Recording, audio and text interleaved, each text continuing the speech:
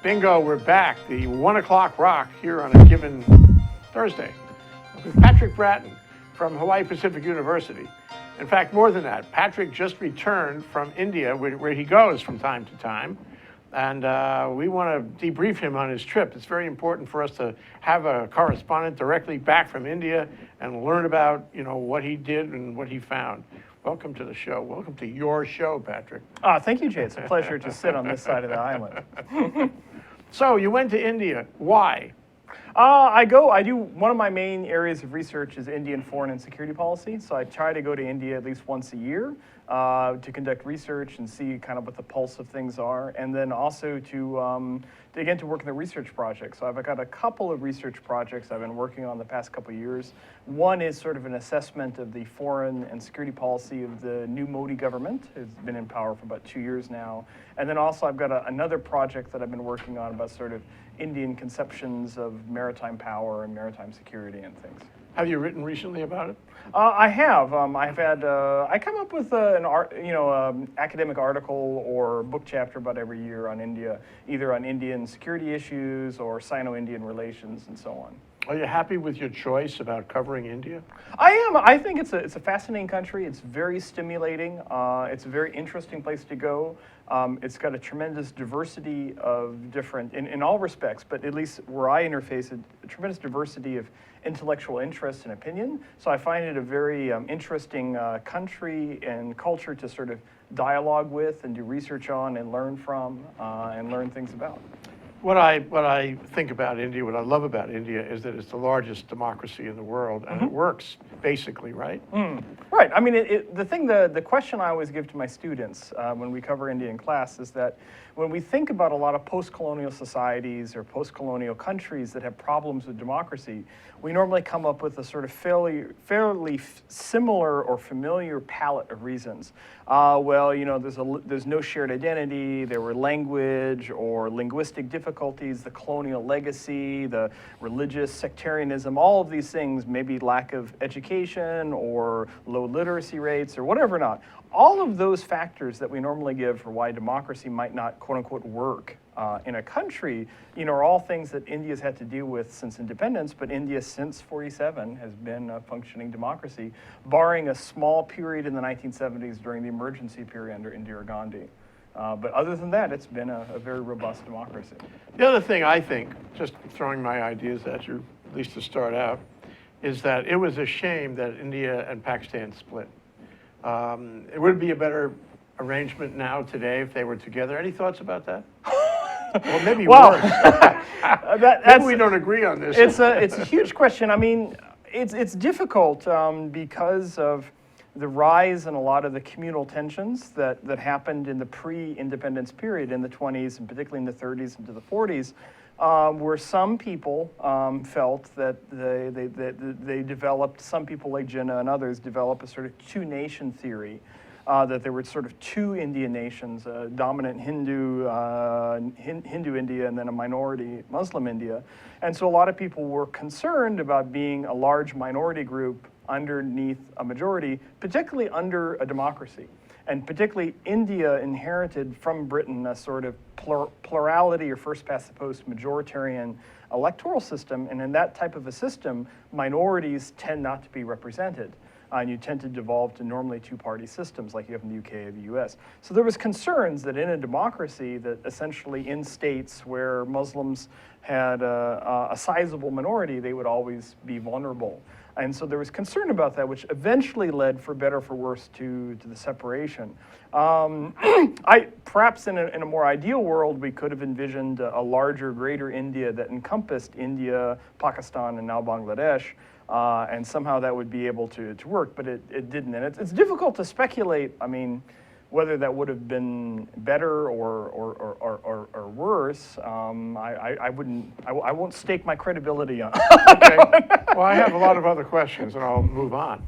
The other thing is we have seen in the past year or so some very disturbing crimes by young men, well, maybe some of them not so young, against women in buses, for example, unforgivable rapes and the like. And we've seen public outrage on that, but have we resolved that problem? And the other thing is, where does that problem come from?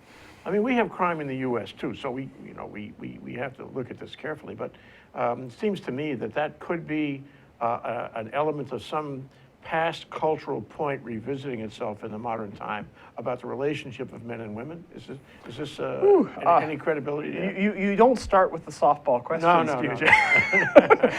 It's a complicated issue. There's a couple of contextual issues I might start with. One is India, like a lot of other areas in the developing world, is undergoing a very strong youth bulge. Right, so something like 60% of the Indian population is under the age of 30. There's a huge percentage of the population that is young, and there's also, on top of that, a gender imbalance. So there are a lot more young men than there are young women. And as people sort of leave the villages and move into sort of city or urban or, in slum areas, if you will, you've got high concentrations of young men who are probably not in school, who are not working, who are kind of roaming around. And so within this context, then you have, these sort of incidents that happen. I mean, there's a lot of sort of theories about this. I mean, one is a sort of traditional theory that as the society is changing and becoming more, if you will, Western or modern or whatever kind of pejorative term you'd like to use. Modern and Western pejorative? Okay. Well, I mean, in some contexts. Old sort of gender and social norms of how men and women interact change and then are replaced by some interpretation of sort of a modern or a Western one. Which sometimes can be, is a kind of a stereotype, if you will, or almost a parody of sort of perceptions of what modernity means, that anything goes in a sense, and this is how men act, and this is how women should act, or something like that. And so you have a society that is changing, and so some of the old value systems are perhaps going away, and then they're being replaced by some interpretation of a new value system. So that's one argument that has been given to this. The other problem as well, oftentimes in places in India, particularly North India where these things happen, you have large amounts, you have a very dense population, and you have a very insufficient and not well-trained police force.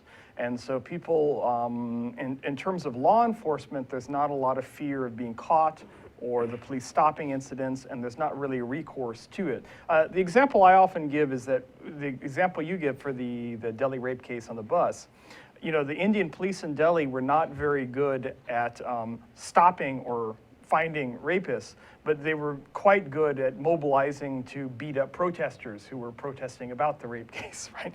So in a sense, the what does that tell you? Right, well, a lot of the Indian police remains on a sort of colonial crowd control kind of model, and so they're good at dealing with protesters, sort of hitting them with lathis, the big sticks, if you will.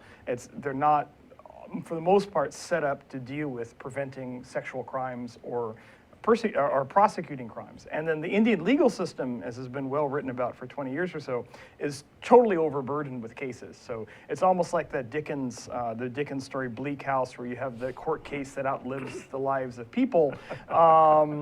These court cases go on, they're not going to get closure. And so there's a kind of a move or a cultural move, some people have argued in India, that a lot of younger people are not really seeing the legal system as being legitimate. If you will, and they're looking for ways around that. And you see spin-offs in other aspects of Indian society about that, where the large number of members of parliament who have criminal records or who are actively wanted for serious crimes. I think it's like 19 or 20% of the members in the Indian lower house of parliament, the Lok Sabha, have outstanding court cases against them about things like rape and murder. And so, ironically, in some Indian districts, if you have a criminal record, it can actually help you in elections. And so, people have written about this kind of changing norms about how people view the legal system, legality, criminality. And people have argued there's a kind of a rise in a sort of a thug or gangster kind of subculture, if you will, that promotes this type of activities. The other dichotomy that comes to mind is the dichotomy of a country that is very good in high tech, very good in education, and a competitor with China in so many ways on the global intellectual property scene, and in some ways advanced beyond China, involved in the American markets and all that. And we know that call centers are a huge business, and they are part of the American tech establishment. Call centers in India, it's really something. At the same time, you have Slumdog Landlord, or was it Slumdog? Slumdog Millionaire. Slumdog Millionaire, and you hear stories about poverty that is really hard to take, and really brutal things that happen in the poverty level of the large cities in India. How do you reconcile this kind of disparity? I mean, it's a great question. I mean, the dichotomy of an India, where in some cities in the south or in Mumbai, you have very wealthy individuals, a lot of people moving into the middle class, a sort of image of India that's often portrayed by Bollywood movies of people leading exciting lives with fancy cars and so on. By the way, Bollywood movies, never any sex.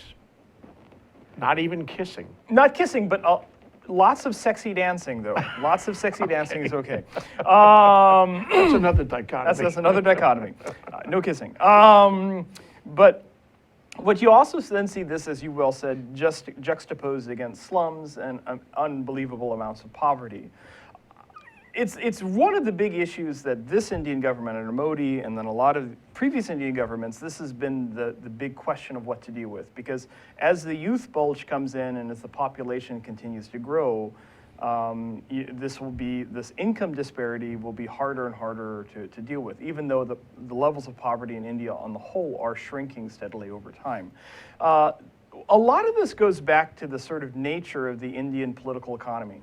So not to go back too far in history, but under Nehru in the Cold War, India wanted to basically sort of apply sort of centrally planned economy. So not a communist system, but essentially a socialist or centrally planned economy, and it cut itself off from imports and all sorts of other things.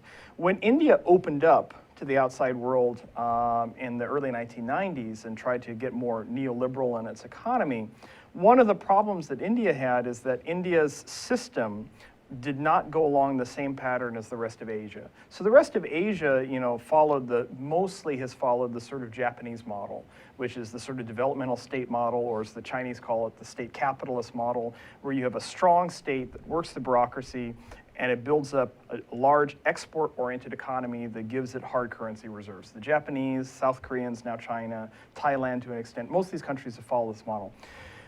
India has been unwilling or unable to follow that model because of its long-term choices. So when it opened up the economy in the 1990s, it decided to open up the sector that you talk about, which is basically service industries and tech. And so that's worked because it leveraged a lot of Indian strengths in universities. It leveraged the large English-speaking population that India has, and so on and so forth. So that was very appealing. The fundamental problem, though, with that decision for liberalization of the economy is that that's not going to employ that many people. Services are not going to employ enough Indians to get people out of poverty. So the realization has been in the past 10 to 15 years is that India will need to develop a manufacturing base or a manufacturing sector in order to have eventually an export-oriented economy. That's very difficult in the Indian context, ironically, one could argue, because India is a democracy. Most of these Asian countries that I mentioned, when they made these decisions to do this type of economies, had mostly authoritarian governments. So Japan back before the war, South Korea and Taiwan up into the 1980s were authoritarian governments. With an authoritarian government, you don't have to worry about things like labor unions and laws, things like as we've seen well with China the past 20 or 30 years. You can do a lot of harsh things to your own population arguably for the long-term economic good. In India, it's very hard. There are labor laws that protect workers. There are strong unions. There are a vast web of regulations in India. India has probably more regulations than probably any other country. And so it can be quite difficult to do those types of things to build up that base. And so one of the tasks that the government's been trying to do is to put forward legislation that will facilitate the development of this industrialization of the economy. That's proven quite difficult. And again, because the opposition can oppose. And it is a democracy. And so some have argued that the fact that India is a democracy has complicated this path toward an Asian development Yeah, but that's model. really important in the long term. Right. And what about Modi? I mean, people had great expectations for him. He was the man of the people, the man of a better economy. Mm-hmm. What happened? That's an excellent question. I think the thing to keep in mind is that the Indian political system, it is a democracy and it is a decentralized system. It's a federal system like ours or Australia or Canada. And so at the central government, there are limits to what you can do. So even though Modi came in with a big majority back in May of 2014, Modi does not control the upper house. And the upper house is based upon state governments. And in the past year or so, his party has lost some key elections. And so he doesn't have the control of both houses, and so then it's quite difficult to get through some of the controversial legislation. Moreover, legislation that's economic in origin, there will always be winners and losers. And so it's very difficult, as we see this in our country during election How about systems. in Washington, D.C.? Yeah, sure. Right. If you can make, sometimes bad economics is good politics, or often, right? And vice versa. And vice versa. And so decisions that would make India probably better in the long term to build up the economy are things that will be quite hurtful for certain parts of the population. And so there's a temptation, right, to play the economic populist card and not deliver on a lot of these issues. Yeah. We'll take a short break. Okay. Patrick Bratton, just back from India. He's got a lot to tell us, and we will explore further right after this break.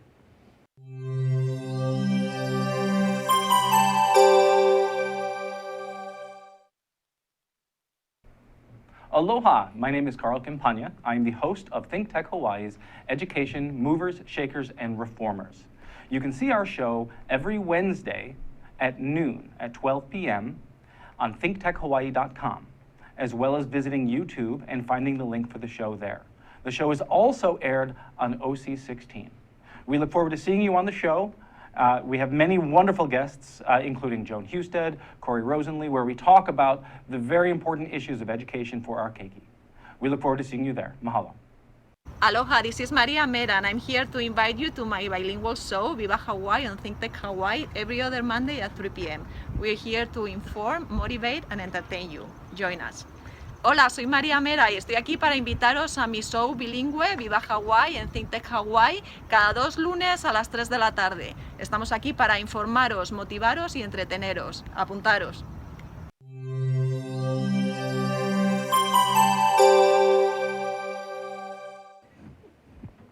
Okay, we're back, we're live. We're here with Patrick Bratton of Hawaii Pacific University, and he's also the host of the show. But today we reversed roles because Patrick has just come back from India, and we really wanted to know everything that happened, or at least most of it anyway.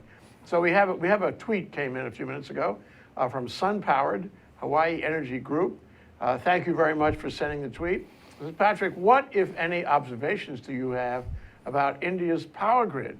Wow, interesting question. Yeah. Yes. The way that I would I'm not an expert on the power grid, but the way that I would frame this is more a sort of infrastructure question. Generally speaking, a large amount of India's infrastructure hasn't changed that much since the 40s, the 50s. So the infrastructure as it exists was built, a lot of it still is sort of things that the British built while they were there in the 20s and through the 40s. And a lot of it was built for a population much smaller than the current Indian population. And so while there was this push under Nehru's time in the 40s, 50s, and the 60s about building up modern infrastructure. So Nehru, who was a very secular guy, wasn't into religion, he said that building up dams and power plants and these types of things would be the temples of a modern India. So interesting. Yeah, so those would be our temples, a dam, rather than some sort of nice Hindu or Buddhist temple or something. So he invested a lot in this in a sort of centrally planned sort of Soviet sort of style model. The problem India has had is that when it opened up the economy in the early 1990s, and that was because of a balance of payments crisis, a lot of what was federal spending, what we would call federal spending, but the Indians call union government, the central government's the union government, that was set. And so lots of spending on different types of things from defense to the size of the Foreign Service was sort of set in the early 1990s because they didn't have the money. And there hasn't been much shift to a lot of these sectors. And so in a lot of the infrastructure, there's actually not a lot of government spending that gets done in an adequate level in order to fund the infrastructure. So when you look at the power grid in particular in India, but you could make the same analogy with the road system or with the water system or any type of system that exists in a modern Indian city, It's overburdened, and because of the level of regulation that existed for a long time in India, they used to call it the permit or the license Raj. That in a sense, to do something in India pre-1990s, and even still today, involves so much bureaucracy. It was basically Kafkaesque. Like you go to office number 8 and you wait all day for Form 77B, but Form 77B cannot be filed until you go over here to this one, and you just couldn't get anything done. So the habit or the tradition in India, still to today, mostly is to bypass the official system because it's too complicated to do Does that mean anything. corruption? It could mean what we would call corruption, and it could also mean shortcuts. So the same way, a bad analogy, people here in Hawaii might give a wink and a nudge to the cable guy to get their cable hooked up, without Oceanic knowing about it. People do this type of thing for TV, for telephones, for power in India all the time. So if you go to any Indian building, all of the utilities of that building could be put together in a very interesting sort of Walter Mitty sort of innovative way to avoid the official system. And so much of the power grid, like much of the water system and everything else, is essentially both overtaxed for the population, under-maintained, and then also as well, I would say you've got a lot of innovative private adaptations of the system to even, again, to more compromise the What about system. renewables? There's a lot of interest in renewable energy. So India, both the Indian government, Indian companies have been very aggressive in trying to engage with solar and other sorts of other things. The problem at the end of the day is cost, right? So in order to get these things cost money and it's difficult to integrate it, while India does have things like particularly coal, which it has arguably more coal than it might think that it has in the ground. So that's cheaper for them to do, is to burn more coal, which of course gets at a bunch of other issues that the outside world, particularly the West, is not happy about. There is interest in alternatives, but it's been cost-wise so far, it's been problematic. Yeah. And so there's been a lot of arguments by some Indian politicians, Indian statesmen, that in a sense that solar should be treated the same way people are making arguments about prescription drugs. That this is better for the planet, for the society, and so rather than having to pay expensive prices for solar should be, in a sense, that technology should essentially be given to a country like India at a lower cost, much like a generic drug, instead of paying the top dollar for But it hasn't happened. Hasn't happened. Yeah. I just wonder also about the economy. I mean, this is the infrastructure problem exists in many places, including the U.S., where we haven't rebuilt the infrastructure. Should have been rebuilt decades ago, and our infrastructure is old. Everything that Eisenhower built was fine. There's no need to do anything. At the time it was. But now bridges fall into rivers, that kind. So the question is India prosperous, would you say? Does India have enough money at the country level to do the kinds of, I guess not, but what does that reflect in terms of the prosperity of the country? Again, because India didn't do this export-oriented economy, and it doesn't have a big ticket item commodity like oil to export, India does not amass large amounts of balance of payments and hard currency reserves, the way that Japan or China or even, say, Saudi Arabia is able to do. So in order to do the infrastructure projects that Modi would like to do, he really needs foreign direct investment. And foreign direct investment is going to come from basically 2 to 3 countries, China, Japan, and to a lesser extent, South Korea. And so, How about the U.S.? Not as much. We're broke, right? We can do things like technology, we can do trade, but we're not, we don't have the money to, to be blunt, we don't have the money we don't have the money to invest in ourselves, right? So those are the countries that are going to have the infrastructure developments. Those also have a lot of spin-offs in the long run for the economy, right? So if you bring in another country that's going to make things in India, there are a lot of slogans. Modi's a man who's really good with PR and marketing. So the BJP government has a lot of really good slogans. So one of the slogans is "Make in India." Another one is "Come make in India."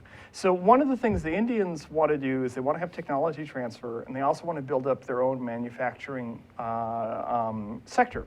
So one way they can do that is inviting in a Japanese or a Chinese company to come in and build a railway system or to build a highway.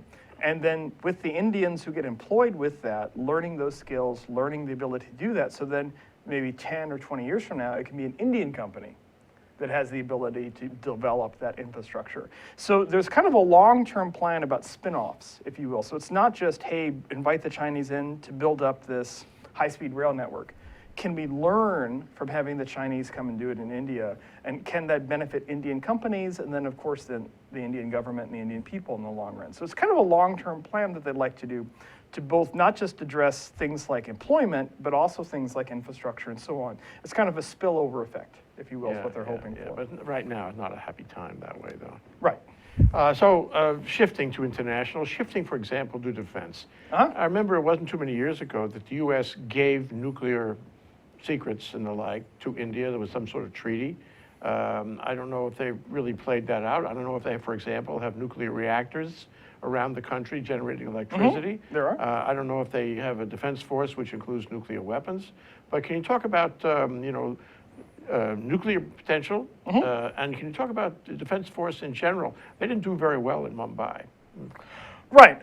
There's a lot of parts to your question here. I mean, yes, the big initiative for the Bush administration was this U.S.-India nuclear deal, which was a civilian nuclear deal, not a military, not a weaponized deal. And so that really has ushered in both a new level of India's involvement, both with the U.S. in particular, was it kind of a, to use the overused term that people like to use in the Asia-Pacific region, a game changer in U.S.-Indian relations, which it was in this case. The other thing it does do is it changes India's ability to get nuclear technology because it needs energy. And so it was a long, difficult deal over about a 10-year period to sort of work all of those details out. It didn't actually, some of the liability things weren't fixed until the Obama administration a couple of years ago. So there's a big investment in that. So India is interested in nuclear power, developing nuclear power with both the US, the French, the Russians, and so on. And it also is an overt nuclear weapons state, probably with something around 100 and something nuclear warheads. And it went nuclear and overtly nuclear in 1998. It followed, then Pakistan had to follow suit after that. So it is a nuclear weapons state. It's developing delivery systems and things like that as well. One thing that I think is often missed in the Western media, in a sense, is that to keep in mind that the Indian nuclear weapons program, if we are thinking that it is directed to the outside for security purposes, the primary purpose of the nuclear weapons program is for China, not for Pakistan. We have a tendency to think that the Indian nuclear program is directed toward Pakistan because we tend to lump India and Pakistan together. From our point of view. From our perspective, Yeah. which really bothers the Indians, by the way. They don't like being hyphenated with Pakistan. But the Indian nuclear program is designed as a deterrent for China. Containment. Yeah. Not so much a containment strategy. I think the Indians are cogent that they have they can't execute a containment strategy against China. In fact, one could argue China is enacting a containment strategy against India, but that's another story. But mostly that's to deal with the Chinese. They have a very large military, and it's a professional military. It has lots of capabilities, if you will. It's also the world's largest arms importer the past couple of years. So there's that. I think that the tricky thing, as you well mentioned with the reaction to the Mumbai terrorist attacks and others, or the more recent terrorist attacks that's been happening, the bureaucratic system does not work very well. And there's a lot of turf battles and stovepiping and lack of communication between various agencies, and that seems not to have improved much between the attacks in 2008 and the attacks from today. And there's a lot of reasons for that. There's a lot of entrenched bureaucratic interests at play that are very difficult to resolve. And Modi hasn't been able to resolve them just yet. No. Let's take a short break and digest all of that. That's Patrick Bratton, just back from India. He's a regular host, but I'm trying to find out what happened in India here, and I'm finding out a lot about it. We're going to ask him what he learned in India, on top of all his basic knowledge, when we come back from this short break.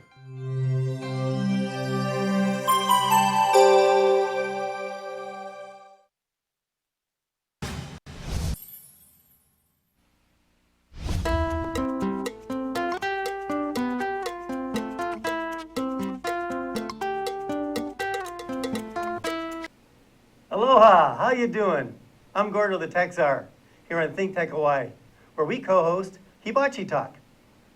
where we talk about technology and bring in all kinds of cool guests. Also, my co-host with me today is Andrew the security guy. Thanks for watching. Thanks for watching Think Tech Hawaii, and thanks for watching Hibachi Talk.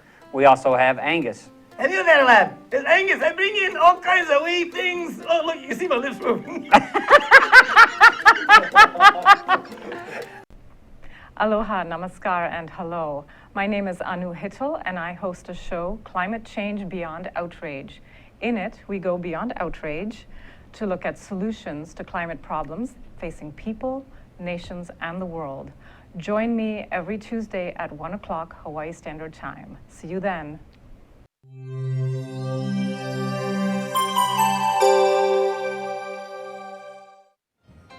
Okay, we're back, we're live. We're here with Patrick Bratton of Hawaii Pacific University. He just came back from India.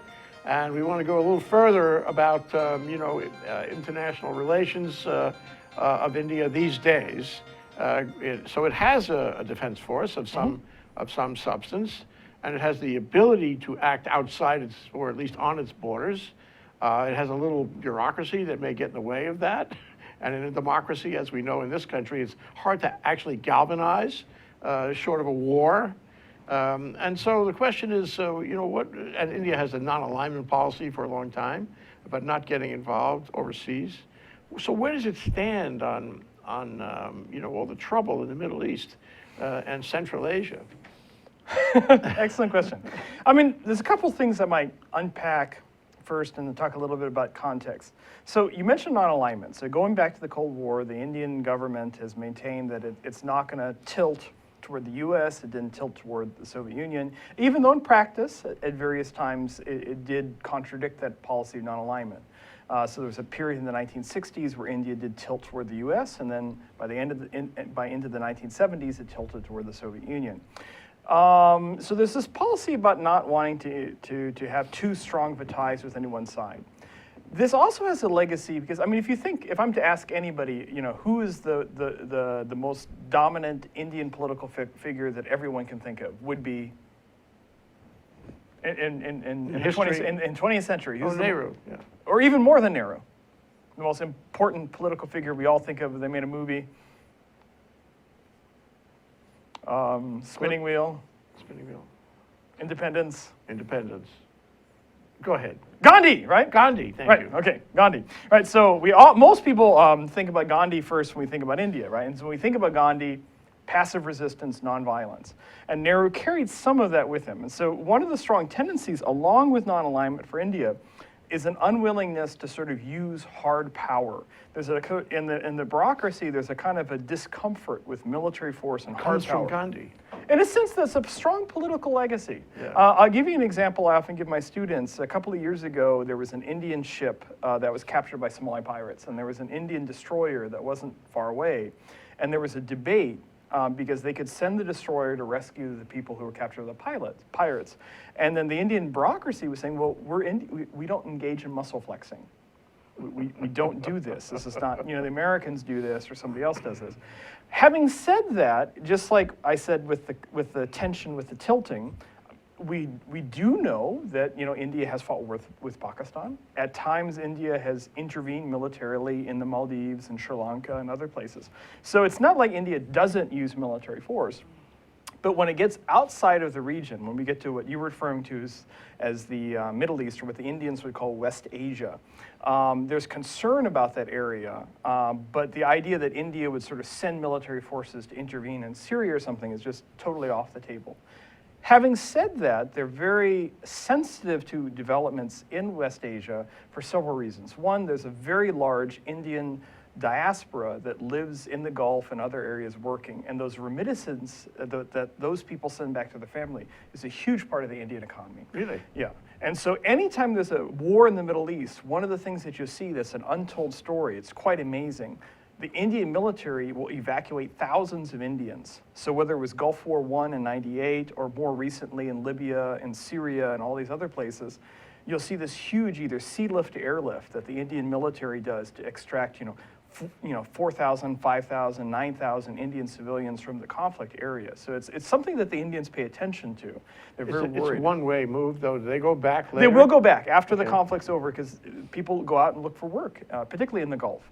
The other thing too, as well, is that there's a strong Indian interest to kind of the air of non-alignment, if you will, is to have good relations with everybody. So India, it's true, India wants really good relations with the US. At the same time, it wants good relations with Iran. At the same time, it wants relations with Israel. And so one of the big movements... And China. And China. And Russia. All at the same time. Everybody. Everybody. Okay. This is hard to do. It is hard to do, but that's sort of the goal. So in West Asia, two of the key states for India are, in our perspective, two odd choices to put together would be Iran and Israel. So particularly under the new Modi government, there's a big push for relations with Israel, particularly for security reasons, and for both technology transfer and then counterterrorism training and other things like that. Israel can offer a lot in that. Israel can offer a lot. It's in that. happening now, isn't it? It is, Yeah. and it's been happening for some years, kind of under the table. The BJP is far more comfortable with dealing with Israel ideologically than Congress is, so it's a little bit more overt. There was talk last year that Modi might visit Israel. Turns out he didn't, but there was at least talk of that. So they want to have good relations there. With Central Asia, with Afghanistan, it's a little bit different. There was a debate, to some degree, how serious we don't know, when the U.S. went into Afghanistan in 2001, 2002, there was some sort of debate in India about whether or not India should send troops for a peacekeeping force. Ultimately, they didn't, but instead they invested very heavily in the humanitarian mission in Afghanistan and have paid a high price for that. I mean, they've had their embassy, consulates and stuff have been subject to terrorist attack. Lots of Indians have been killed. Because of doing a humanitarian mission? In Afghanistan. So strange in our times when that happens. Right, but there's a lot of forces in Afghanistan who get support from Pakistan, and so they'll do these attacks.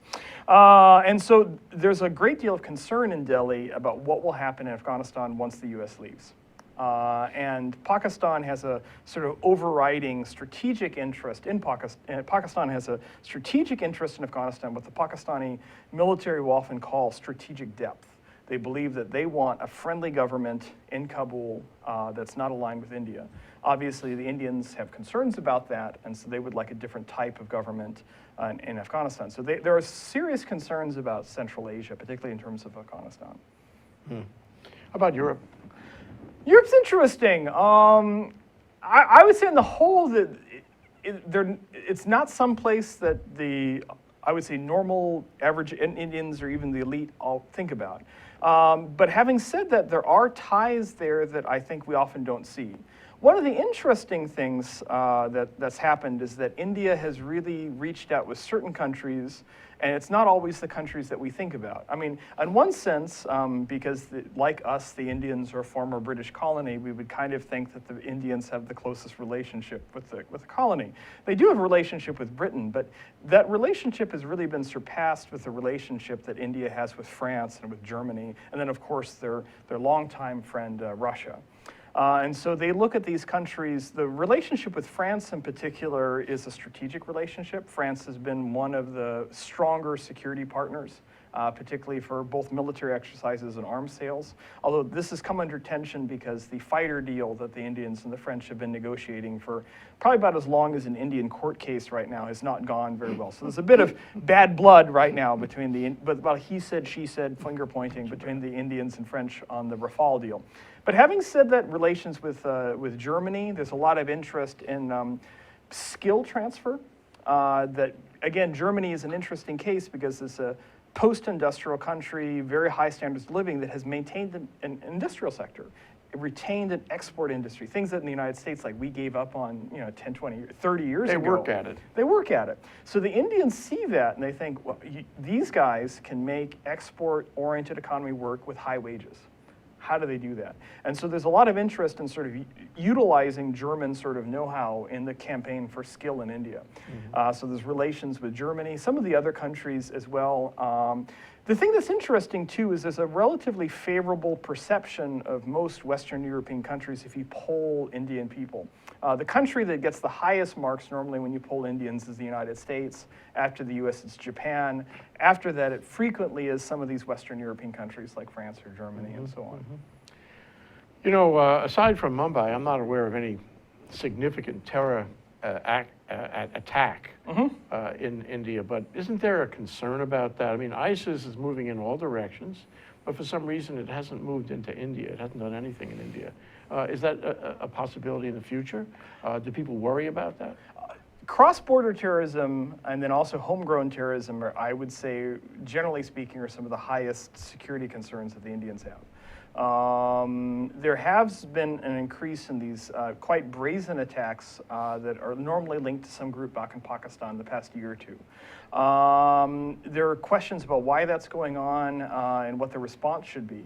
There's also concern about a homegrown sort of Indian mujahideen, or maybe an Indian, what might turn into an Indian ISIS or something in the future. Among Muslim community, right, among people who are Indian citizens, who were born in India and then maybe become radicalized and fight, rather than the traditional model, which we've seen is where groups that the Pakistanis train and then filter across the border. Or that doesn't happen so much. Yeah, well, that does happen, but there's, in addition to that, worrying about homegrown terrorism, right, okay. I would say, is perhaps some of the two larger security concerns. Okay, well, we'll see. I mean, India may have no choice over the long run but to become involved in some of these things, maybe against its wishes, but it may get drawn in. One more thing. We are out of time, but I wanted to let So you had a couple of weeks anyway, maybe more like 3 weeks over there. And you went to various cities and you observed everything, and I wonder what you bring back in terms of a conclusion, maybe an awareness that you didn't have before about India. The thing I always tell myself and I tell my students is that every time I think I know something, I go and I realize that I'm wrong. So it's really interesting to challenge, to get my beliefs, my conclusions challenged, and to learn new things and to learn new paradoxes. Because every time, just kind of like some of the questions that you asked, my answers were often yes, but, or yes, but maybe. These are things that I discover. I think the other thing that's interesting to me that I think of is that we don't always think in the United States how we are perceived abroad or how our leadership is perceived. One of the interesting things that I often tell my students and my colleagues that is funny is the sense that I particularly got in this last trip, but I've been getting it for years in India from at least the elites, is a profound sense of disappointment in the Obama administration and a profound sense of longing for the good old days of the Bush administration. And when we think about our normal general stereotypes or generalizations about foreign policies, everybody hated Bush and everybody was so happy when Obama came. People gave him the Nobel Peace Prize, right? That's a conventional wisdom we have. But when you go to different regions, people actually have different ideas about that. And the thing that's always, one of the times I was in India and I saw this event where George Bush came to speak at a conference, and there were thousands of people, I think it was in Mumbai, like, go Bush, Bush! And I was like, okay, that's different than... You wouldn't expect that. You wouldn't expect that. But a profound sense, I would say, particularly this trip, a profound sense of that the Obama administration has sort of dropped the ball is perhaps too strong of a word, but missed opportunities to have a stronger, more robust relationship with the Indians. That's a strong perception. I would say that it was even stronger this time that I came. While you were traveling, of course, the Donald was emerging in Yes. the country. And I wonder if there was any feedback to you about how they felt about the Donald. Yes, I would say right after they complained about Obama, the second question to me is, can you explain Donald Trump to us? And so that was a large part of my trip, was attempting, I don't know if anyone can explain the Donald Trump phenomenon, but as best I could, trying to explain Donald Trump and the US elections. And I think that's something that has kind of perplexed them. I think, and I have to temper this because, I'm talking mostly with sort of elites who follow foreign policies and things like that. Their favorite for them is Hillary Clinton, right? Because they know Hillary, she's the one of all the figures that they know. And when she was Secretary of State. Secretary of State was pretty strong on India, and they kind of viewed her as being one of the few people in the Obama administration that was very pro-Indian. And so they're like, you got the candidate right here, why aren't you, what's this Donald guy? Who's this Bernie guy? What's wrong with you people? Those are legitimate questions. Patrick, we're out of time. Okay. Patrick Bratton, the host of Global Connection. Thank you, Jay. So much. Welcome back. All right.